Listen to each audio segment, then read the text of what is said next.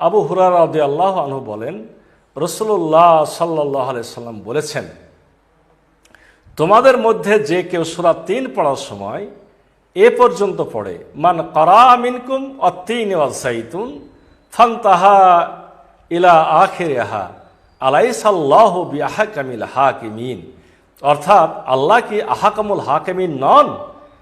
ফালিয়াকুল বালা ওয়া আনা আলা যালিকা মিনাশ শাহিদিন, তখন সে যেন বলে, নিশ্চয়ই আমি এর সাক্ষ্য প্রদানকারীদের মধ্যে আছি।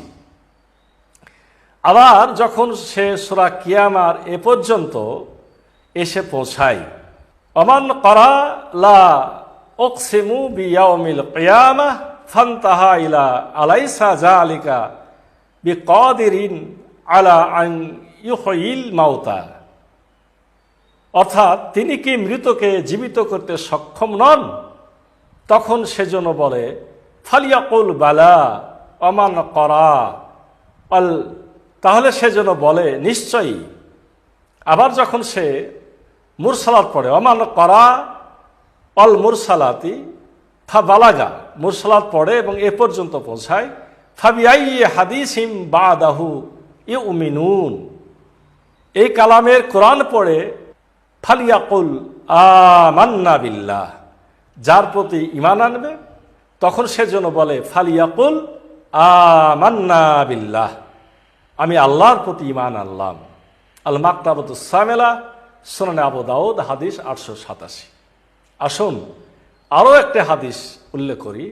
হুযায়ফা রাদিয়াল্লাহু আনহু বলেন, তিনি নবী করিম সাল্লাল্লাহু আলাইহি ওয়াসাল্লামের সঙ্গে সালাত পড়েছেন। তিনি রুকুতে গেলে সুবহানা রব্বিয়াল আযীম পড়তেন, সিজদায় গেলে সুবহানা রব্বিয়াল আলা পড়তেন। যখন তিনি আল্লাহ রহমত সূচক কোনো আয়াতে পৌঁছতেন তখনই অগ্রসর হওয়া বন্ধ করে রহমত প্রার্থনা করতেন। এরূপে যখনই তিনি আযাবের আয়াতে পৌঁছতেন তখন পড়া বন্ধ করে আযাব থেকে পানাহা চাইতেন। হাদিসটি আল মাকতাবাতুস সামেলা, সুনান আবু দাউদ, 871 নম্বর। আসলে আরও একটা হাদিস বলি। হুযায়ফা ইবনে ইয়ামান রাদিয়াল্লাহু আনহু বলেছেন, একবার আমি রাত্রিকালীন সালাতে রাসূলুল্লাহ সাল্লাল্লাহু আলাইহি ওয়াসাল্লামের সাথে দাঁড়িয়ে গেলাম।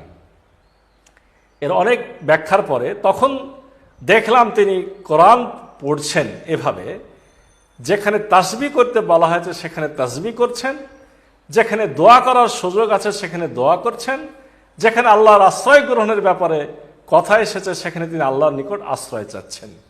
হাদিসটি উল্লেখ করা হয়েছে আল মাকতাবাতুস সামেলা, সহিহ মুসলিম, হাদিস 1850। এই তিনখানা হাদিসের ব্যাখ্যা আমরা একসঙ্গে বলতে চাই এভাবে। প্রথমটিতে রাসূলুল্লাহ সাল্লাল্লাহু আলাইহি সাল্লাম কোরআন পড়ার সময় কি করতে হবে তা মুখে বলেছেন, অর্থাৎ কওলি হাদিস। আর পরের দুটিতে তিনি তা বাস্তবে করে দেখিয়েছেন, অর্থাৎ ফেইলি হাদিস। হাদিস তিনটি এরকম, আরও হাদিস আছে, সেগুলো থেকে অতি সহজে বোঝা যায় রাসূলুল্লাহ সাল্লাল্লাহু আলাইহি সাল্লাম কোরআন শুধু বুঝে বুঝে পড়তে বলেন নাই। একটি আয়াতে যে প্রশ্ন করা হয়েছে বা ভাব প্রকাশ করা হয়েছে সে প্রশ্নের উত্তর দেওয়ার আগে বা সে ভাবের উত্তরমূলক ভাব প্রকাশ করার আগে পরবর্তী আয়াতে না যাওয়ার জন্যে তিনি উপদেশ দিয়েছেন এবং তা বাস্তবে করেও দেখিয়ে দিয়েছেন। সালাতের মধ্যে কোরআন পড়ার সময় ওই পদ্ধতি অনুসরণ করতে হবে কিনা এ ব্যাপারে মনীষীদের মধ্যে মতবিরোধ আছে, কিন্তু সালাতের বাইরে তা করা যে রাসূলুল্লাহ সাল্লাল্লাহু আলাইহি ওয়াসাল্লামের সুন্নাহ, এই ব্যাপারে সকল ইমামই কিন্তু একমত।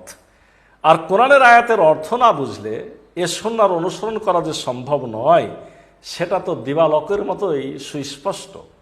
একটি আমল যেভাবে করলে ওই আমলের ব্যাপারে রাসূলুল্লাহ সাল্লাল্লাহু আলাইহি ওয়াসাল্লামের সুন্নাহের অনুসরণ কোনোভাবেই সম্ভব নয়। ইচ্ছাকৃতভাবে সেভাবে ওই আমল করা সব নয়, বরং গুনাহ।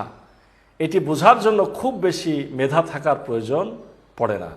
আসুন আজকের পর্বের শেষে যে কথাটি বলতে চাই, এ পর্যন্ত উল্লেখ করা হাদিসগুলো থেকে নিঃসন্দেহে বোঝা যায় রাসূলুল্লাহ সাল্লাল্লাহু আলাইহি ওয়াসাল্লাম কোরআন অর্থসহ বুঝে বুঝে পড়তে বলেছেন এবং তা নিজে করেও দেখিয়ে দিয়েছেন। এবং যারা অর্থ ছাড়া বা না বুঝে কোরআন পড়বে তারা দুনিয়ার মোহে মোহগ্রস্ত এবং তার ইসলাম থেকে তীরের মতো বের হয়ে যাবে ইত্যাদি ধরনের কথা বলেছেন। এই হাদিসগুলো ইচ্ছাকৃতভাবে অর্থ ছাড়া বা না বুঝে কোরআন পড়লে গুনাহ হবে না সব হবে, সে ব্যাপারে পূর্বে উল্লেখিত কোরআনের বক্তব্যের অনুরূপ সম্পর্ক বা ব্যাখ্যা। তাই হাদিসগুলো অত্যন্ত শক্তিশালী।